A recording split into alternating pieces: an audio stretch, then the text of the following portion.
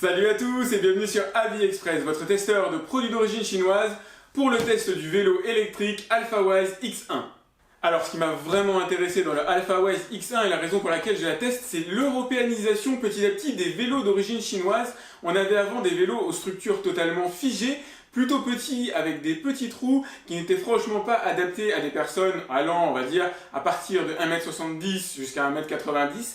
Là, on a un vélo avec une selle montante, avec un guidon montant, avec des roues de 14 pouces qui commencent à être raisonnables par opposition à ce que fait par exemple Daewoo avec le DYU, avec le D2 qui a des roues de 12 pouces, où on avait vraiment un sentiment, quand on était dessus, d'avoir un vélo pour enfants. Là, on est sur quelque chose de solide, de sérieux, avec un très bon tarif, une batterie très correcte à l'intérieur et la possibilité d'aller jusqu'à 25 km/h avec assistance électrique. Franchement, c'est autant de caractéristiques qui pour moi sont fondamentales et font qu'à mon avis, c'est un vélo auquel vous avez raison de vous intéresser. Je vous le montre pour les fans de logistique et d'emballage, il a été très bien emballé, soigneusement, bien protégé, et la caractéristique dont je ne vous ai pas parlé tout à l'heure, c'est qu'il est pliable grâce au petit axe qui se trouve ici. Alors là, c'est carrément inédit, c'est de loin le vélo le plus facile à assembler que j'ai eu à faire de tout temps. Et il m'a fallu, aller peut-être 2 minutes, 3 minutes. En fait, il faut juste le déplier, tout est déjà monté, tout est déjà intégré. Il y a même la béquille, et ça, c'est vraiment sympa. Les pédales sont pliées comme ceci, mais vous pouvez les déplier. Hop, évidemment. Franchement, super. Alors là, je vais vous présenter le vélo et vous allez voir qu'il a été redoutablement bien conçu. Je suis même très étonné de voir autant d'améliorations par rapport à ce que j'ai pu voir en concurrence. Donc on a ici des poignées avec grippe en caoutchouc. C'est tout bête, mais ça adhère quand même beaucoup mieux que la mousse et surtout moins salissant. C'est vraiment bien foutu. Ici, un frein avec un deuxième à droite qui relaie des freins à disque que je vous montrerai tout à l'heure. L'ordinateur de bord avec énormément de fonctionnalités. On fera un petit zoom dessus spécifiquement. Ici, vous avez une bague qui va vous permettre le serrage du guidon, donc le décaler de droite à gauche comme ceci. Là, vous allez avoir le klaxon qui envoie du lourd. Hop, ici vous avez la bague d'accélération. Donc le vélo est autonome si vous le souhaitez. Donc il vous suffit de tourner la bague et il va avancer. Vous pouvez aussi choisir de faire que pédaler, de ne pas avoir d'assistance électrique. Ou vous pouvez pédaler avec l'assistance électrique et ne pas utiliser la bague. Donc c'est quand même bien d'avoir pas mal de choix. Là, vous allez avoir la possibilité de monter le guidon. Donc on doit être à peu près au maximum à cet instant précis. Ça doit donner un débattement d'à peu près 20 cm par rapport à la taille de base, environ 20-25 cm. Là, ce qui est intéressant, c'est que vous allez avoir la bague qui va permettre le pliage du vélo. Donc le guidon peut se rabattre comme ceci vers le bas et prendre moins de place. Si vous dépliez aussi, vous avez accès à une petite vis qui va vous permettre d'aligner la roue avec le guidon ici. Donc ça, c'est important, mine de rien. Je crois qu'il y aura ça à faire quand vous le sortirez du carton. En tout cas, moi, j'ai dû le faire. À l'avant, vous avez bien sûr une petite lampe. Ici, vous avez le pneu, donc roue avec diamètre de 14 pouces. Et ça, c'est vraiment important parce que ça participe au confort, à la stabilité. Ça participe aussi au design et à l'élégance du vélo, mine de rien. Quand vous êtes dessus, vous n'avez pas envie de paraître sur un vélo d'enfant. Vous avez donc le frein à disque ici à l'avant. Je vais vous montrer maintenant le pédalier qui a un vrai diamètre. Et ça aussi, c'est important. Vous allez pouvoir utiliser le vélo même si vous n'avez plus d'assistance électrique, même si la batterie est vide. Il y a un vrai pédalier. Alors malheureusement, il n'y a qu'une seule vitesse. Par rapport à un Xiaomi QiCycle, on a ça en moins. Par contre, le QiCycle fait quasiment le double de prix. Effectivement, ça se paye au niveau vitesse. Au centre du cadre, vous allez pouvoir plier le vélo en deux. Vous l'avez vu quand je l'ai sorti de son carton. À l'arrière, vous avez le moteur, donc moteur de 250 watts. C'est correct, c'est suffisant pour aller avec une personne de quelque chose comme 80 kg maximum à 25 km/h sans aucun souci. Plus vous êtes lourd, plus forcément ça va consommer de puissance. Mais la vitesse, vous allez l'atteindre. Il faudra plus ou moins de temps en fonction de votre poids. Donc ici, vous avez un garde-boue. C'est tout bête, mais c'est notable. Il n'a pas été plié pendant le transport. C'est une pièce relativement fragile dans l'absolu. Il est orienté de manière à vraiment parer la boue au mieux. En tout cas, moi, c'est ce que j'anticipe. Et ça tombe bien, j'ai pas particulièrement envie de me salir pour le tester. À l'arrière, encore une fois, vous avez un frein à disque. Hop, vous avez aussi, bien sûr, la béquille.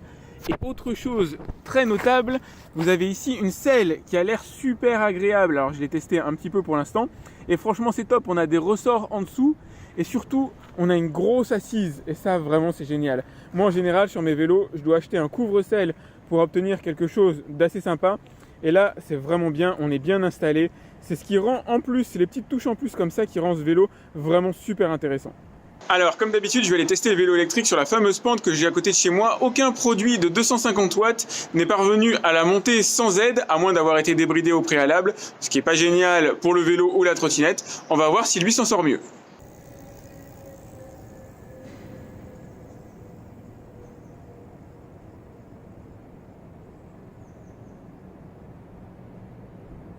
Bon allez, je vous montre la fameuse pente pour le plaisir. Donc forcément, ça va pas être extrêmement rapide comme ascension, mais ça a le mérite de se faire sans pédalage. Hop, donc là je vous montre le compteur. Si j'y arrive, voilà, je suis à allez, un peu moins de 10 km/h sur cette frange-là, ce qui est franchement très honorable. À part avec des trottinettes débridées, j'ai jamais eu une vitesse aussi élevée. En général, de toute façon, avec du 250 watts, impossible de monter cette côte-là. Donc là, on arrive sur la partie la plus raide. Alors c'est vraiment sec, hein.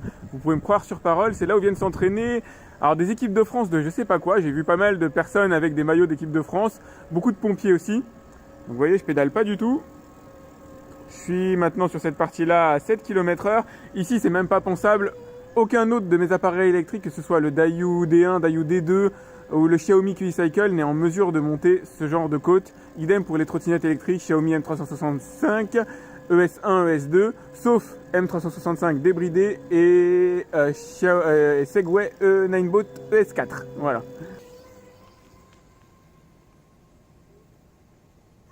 Alors là, ce que je voudrais faire, c'est vous parler du confort. On est sur un vélo qui est vraiment très confortable, bien sûr avec des pneus gonflés de 14 pouces, ça aide. Les 14 pouces, ça va surtout aider à la stabilité générale. D'ailleurs, je peux faire du vélo à une main sans problème. Il est même possible de faire sans les mains. Si vous avez des toutes petites roues, en général, ça passe pas. D'ailleurs, à une main sur une trottinette avec des roues de 8 pouces, en général, c'est même pas la peine d'y penser. Ça, c'est juste un exemple pour le fun. Ce qui compte surtout sur ce vélo en termes de confort, c'est la selle. Et là, faut avouer que c'est une grosse réussite. Contrairement au Xiaomi QiCycle, qui a une selle toute fine, toute dure, qui éclate les fesses, qui est faite pour un bébé unijambiste. Là, vous avez une selle qui est vraiment large, qui est ultra confortable, qui est molletonnée avec des ressorts en dessous et ça se ressent en termes de confort sur les longues distances. J'ai réalisé jusqu'ici 55 km avec le vélo et je peux vous dire que j'ai jamais été aussi bien sur un vélo que j'ai acheté en Chine. On est vraiment au top. Il est meilleur que sur les Daiyu, meilleur que sur ceux de Xiaomi. Là, vraiment, je suis super content. C'est un vélo qui est fait pour être utilisé sur de longues distances. Alors, petit point sécurité, notamment sur le freinage. Donc, vous avez deux freins à disque situés à l'avant et à l'arrière du vélo, évidemment, qui fonctionnent extrêmement bien. Vous allez avoir la possibilité de vous arrêter très rapidement avec ce vélo. Faites-moi confiance, y compris en pente descendante assez violente, comme celle que vous m'avez vu monter. Évidemment, je l'ai faite aussi en descendant et ça s'arrête vraiment super bien. C'est mordant. La course du frein avant chez moi est un petit peu longue, mais tout ça, ça se règle. Les freins étaient déjà bien calibrés de base. Il n'y avait pas de bruit de frottement entre le frein à disque, entre le disque et les étriers. Franchement, c'est très bien fait, ça a été très bien pensé, très bien conçu. Encore un autre très bon point pour ce vélo.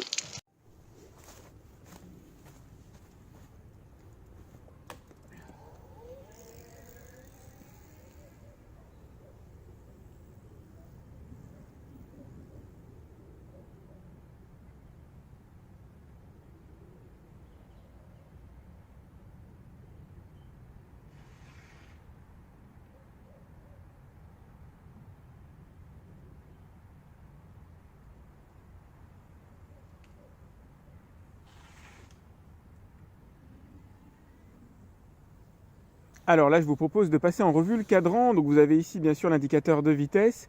Ici, la distance totale parcourue depuis que vous avez activé le vélo pour la première fois.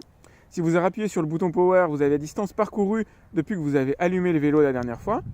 Ici, le voltage. Ici, vous avez le temps d'allumage du vélo pour votre dernière session. Là, vous allez pouvoir augmenter ou diminuer le nombre mode, c'est-à-dire la puissance qui va être donnée à l'assistance électrique. Là, bien sûr, vous avez le niveau de batterie qui est indiqué et vous allez avoir d'autres petites choses comme la possibilité de mettre un régulateur de vitesse ou d'allumer les phares. Pour allumer les phares, restez tout simplement appuyé sur le bouton plus. Voilà. Hop, idem pour les éteindre. Et si vous voulez enclencher le régulateur de vitesse, vous allez devoir passer la vitesse ici, par exemple, vous la maintenez à la vitesse qui vous intéresse et vous restez appuyé 3 secondes en même temps sur le bouton moins. Ça enclenchera le régulateur de vitesse que vous pourrez désenclencher en freinant. Alors là, on va se faire une petite accélération. Petit départ arrêté, donc je vous mets le compteur, on va voir la vitesse, le temps qu'il faut pour atteindre les 24 km/h. Hop, ça y est, je suis arrivé à vitesse maximale. Donc c'est franchement une vitesse très très correcte, mais on va en reparler sans le vent en bruit de fond. Alors c'est parti pour le test de l'autonomie du AlphaWise X1. Je l'ai chargé à fond et vous pouvez me faire confiance pour ne mettre aucun coup de pédale pendant ce test afin de vérifier quelle est son autonomie réelle, quelle distance vous allez pouvoir parcourir sans faire le moindre effort. Alors ici vous avez le détail statistique du parcours que j'ai réalisé avec le vélo sur une seule charge. Donc le AlphaWise X1 permet de parcourir 26,75 km/h sans pédaler une seule fois, peu importe les montées, les descentes. Après tout le monde a des styles de conduite et des parcours différents, mais là franchement 26,75 km c'est quand même élevé, c'est même très très élevé. J'ai rarement obtenu des statistiques aussi bonnes avec un vélo ou une trottinette électrique. Donc franchement c'est banco à ce niveau-là, il est vraiment au top. 24 km/h, ce que vous voyez sur le chiffre en haut à droite, c'est pas exactement ça. On est plutôt sur du 22 en général, avec une vitesse quand même très correcte. En tout cas, vous la ressentirez comme très correcte, vous êtes à l'aise. Entre 22 et 23, 23 au début sur charge pleine. Et ça a tendance à se dégrader à mesure que la batterie se dégrade. On perd, allez, on va dire 1 km/h tous les 1,5 bars qu'on perd. Il y a 5 bars au total de batterie. Donc vous allez perdre au long de la durée de vie du vélo environ 3-4 km/h maximum en vitesse de pointe. Ça reste relativement raisonnable. J'aurais préféré que ça reste à vitesse maximale systématiquement, quitte à faire décroître la batterie plus rapidement. Mais bon, c'est pas encore trop handicapant, d'autant qu'en mettant un vague coup de pédale, vous pouvez rattraper les 2-3 km/h sans vous fatiguer, croyez-moi. Il n'y a quasiment rien à faire en termes de pédalage par les jambes si jamais vous avez envie de vous laisser porter. Sincèrement, c'est pas un problème, en tout cas pas pour moi. Donc longueur du parcours, moi j'ai roulé pendant 1h33 sans m'arrêter, pleine bourre. Vous allez le voir sur le diagramme ci-dessous. Vitesse moyenne ne vous intéressez pas, c'est tout simplement lié au feu rouge, au stop, à mes arrêts. J'ai fait quand même quelques photos, etc. pendant mon parcours. Donc du coup, ça vient gréver la vitesse moyenne. Ça, c'est pas un indicateur révélateur. Ce qui est intéressant pour vous, c'est la courbe que vous voyez au centre de l'image. Elle indique le niveau de stabilité de la vitesse que j'ai pu obtenir tout au long de mon parcours. Bien sûr, il y a eu des stops, il y a eu des arrêts. Donc on est sur du 22 km/h grosso modo avec une pente décroissante relativement lente. Donc ne vous inquiétez pas, vous allez conserver une bonne vitesse tout au long du parcours. Et vous l'avez vu au début de la vidéo, les dénivelés que j'ai pu réaliser, enfin les côtes que j'ai pu monter avec le vélo, c'est franchement très très impressionnant. Idem pour les pentes descendantes, le freinage est vraiment bon, mordant. Les statistiques pour moi sont vraiment au top comparativement à une trottinette électrique ou un vélo comme le Xiaomi QiCycle. Alors là, je vais vous montrer le fonctionnement du pliage du vélo et vous allez voir qu'à la fin, il prend très peu de place, voire même quasiment plus. Donc vous commencez par baisser la selle en déverrouillant bien sûr. Ici, vous baissez le guidon. Hop. Ici, vous déverrouillez le petit clapet qui est là. Voilà. En n'oubliant pas de reverrouiller après le guidon. C'est bon. Vous déverrouillez ici le petit clapet. Vous faites ceci. Ensuite, hop, il faut le plier. Et voilà, ça prend carrément plus de place. Le vélo est maintenant en appui soit sur la selle, soit sur le petit appendice que vous avez ici, de telle sorte que la chaîne ne touchera jamais le sol. Alors, je vous ai mis le Xiaomi QiCycle en premier plan et le AlphaWise X1 en second plan. Et vous pouvez voir que le AlphaWise est plus grand. Et mine de rien, ça compte sur ce genre de marché. Puisqu'on est sur des vélos globalement assez petits, le moindre centimètre est intéressant pour vous, fonction de votre taille. Donc à mon avis, plus vous êtes grand, dès lors que vous dépassez 1,80 m, n'envisagez pas forcément le Xiaomi QiCycle, passez directement au AlphaWise X1. On va se faire un petit comparatif rapide entre le QiCycle qui est à gauche et le AlphaWise X1 à droite. Donc sur le QI, on n'a pas de garde-boue ni de béquille en natif. Donc moi j'ai ajouté la béquille moi-même. Et garde-boue, ça fait partie de kits séparés, donc c'est dommage parce que le vélo coûte vraiment très cher, alors qu'on a tout ça sur l'AlphaWise X1. Par contre, à l'arrière, vous voyez la présence d'un dérailleur et 3 vitesses, alors que sur le X1, on n'en a pas. Maintenant, c'est pas trop grave dans la mesure où vous pouvez l'utiliser en 100% électrique, le X1, alors que sur le QiCycle, vous êtes obligé de pédaler systématiquement. Si vous tombez en rate de batterie sur le X1, c'est simple, vous pédalez et ça fonctionne très bien comme ça. Tant pis, finalement, le dérailleur n'est utile que dans les côtes vraiment costauds. Au niveau de la selle, il y a quand même une vraie différence. Elle est ultra fine, ultra dure sur le QiCycle, alors qu'elle est vraiment souple et agréable ici sur le X1. D'ailleurs, j'ai ajouté un couvre-selle, ce que vous voyez là, c'est pas la selle native. En matière de design pur et dur, on peut donner la victoire à Xiaomi, mais ça ne m'étonne pas plus que ça. Il a été quand même très très bien conçu, avec ses formes arrondies. Il a un système de pliage, alors n'est pas meilleur que celui du AlphaWise X1, mais qui est plus original. Donc vous le voyez ici, hop, la roue arrière se bascule vers la roue avant. Bon, c'est juste différent tout simplement dans la conception. Pour le reste, on est globalement sur les mêmes vélos. J'ai pas noté de grosses caractéristiques différentes. On a surtout des roues de même taille. Et très sincèrement, le AlphaWise X1 ne démérite pas du tout par rapport à la concurrence de chez Xiaomi, qui est quand même costaud. Vous dire que j'ai adoré le AlphaWise X1 serait un euphémisme avec sa conception générale qui est franchement bien faite. Il a l'air quand même assez solide, même si je ne vais pas faire du cross avec. Il est surtout confortable avec une très bonne selle à ressort, large, des pneus de 14 pouces. Il a tout ce qu'il faut finalement pour en faire un bon vélo au quotidien. Il est pliable, il prend peu de place si vous décidez de le ranger. Franchement, il a été super bien conçu. Il est au top à ce niveau-là. Il est aussi très bon en accélération et en vitesse de pointe. On aurait pu aimer avoir un peu plus que 22-23 km/h en vitesse maximale, mais vous pouvez aussi compenser par le pédalage. 23 km/h, c'est si vous ne mettez que l'assistance électrique. Donc imaginez en pédalant un petit peu, vous roulez à 26 tranquille. Croyez-moi, c'est une très très bonne vitesse de pointe. En tout cas, si vous habitez sur Paris, c'est mieux que les 15 km/h maximum que moi j'atteins en voiture quand je circule aux heures de pointe. On a un vélo avec une assistance électrique efficace, réglable, donc avec les niveaux 1 à 5 tels que je vous les ai montrés dans la vidéo. Donc ça c'est anecdotique, moi j'utilise quasiment que la vitesse 5 systématiquement. On a surtout une excellente batterie et ça franchement c'est son point fort. 26 km, plus de 26 km et à mon avis vous réaliserez peut-être même plus que ça. Moi je l'ai fait dans des conditions assez difficiles, il faisait dans les 4 degrés dehors, c'est pas ce qu'il y a de mieux pour les batteries. Je l'ai fait plein pot, donc bref, vous allez peut-être faire encore mieux que 26,75 km/h, mais c'est déjà une autonomie qui est top, qui est record. Et pour un tarif pareil, très sincèrement, même en allant dans l'univers des trottinettes électriques, qui sont quand même, en termes de conception, qui paraissent quand même plus light qu'un vélo, vous n'obtiendrez pas mieux. Croyez-moi, ce vélo-là, vous allez l'adorer, vous ne regretterez pas son achat. Quid effectivement de sa durée de vie? Je n'ai aucune idée, j'ai aucun recul sur combien de temps peut durer un tel vélo. J'imagine que ça peut durer un moment s'il est bien entretenu, mais encore une fois, c'est l'inconnu, il est nouveau. Donc bah voilà, je suis content de vous l'avoir fait partager, je suis content de l'avoir testé, il est vraiment au top. Et très sincèrement, je l'ai préféré au Xiaomi QI Cycle, tout simplement déjà parce que lui accélère tout seul, alors que le QI Cycle nécessite le pédalage systématique. Là, vous avez le choix, vous pouvez l'utiliser en mode draisine électrique, en mode vélo ou en mode vélo à assistance électrique, vous avez le choix. Il lui manque à la limite l'application, une application dédiée sur laquelle vous pourriez vous reposer pour limiter la vitesse, pour avoir plus d'informations sur le vélo éventuellement. Limiter la vitesse, ça peut être utile pour des enfants. Mais bon, c'est pas grave, il n'a pas vocation non plus à être utilisé par un jeune enfant, je pense. C'est plus un moyen de transport, c'est comme ça que moi je l'envisage en tout cas. Donc si vous avez aimé ce test, surtout mettez-moi un like, c'est vraiment important pour moi.